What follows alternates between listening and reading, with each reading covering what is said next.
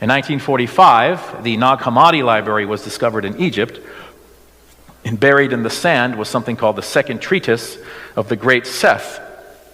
Now, Ehrman dates it to the 3rd century in its original composition, so it was very late compared to the New Testament Gospels. Nonetheless, in this book, we are told that a man named Symon of Cyrene was mistakenly crucified in Jesus' place.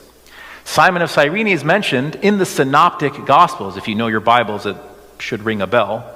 He's actually mentioned in Matthew, Mark, and Luke as the random man the Romans pulled out of the crowd and compelled to bear the cross of Jesus on the way to Golgotha.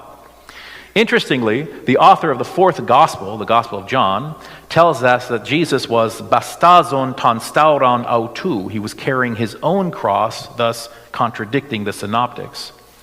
This gives us a glance into the sitzim leben, like the setting of life of the Johannine community, the community that authored the Gospel of John. It seems that the rumor that Simon was crucified was pressing enough to have influenced the author of the Gospel of John, even as early as the 1st century, to write Simon out of his Gospel.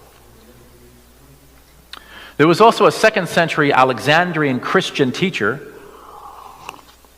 named Basilides.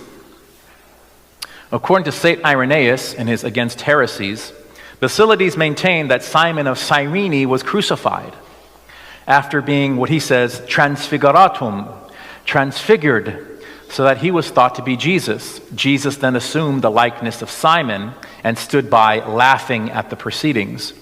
So here we have substitution via supernatural identity transference being taught by a popular Christian teacher in the early 2nd century in a major center of Christian learning.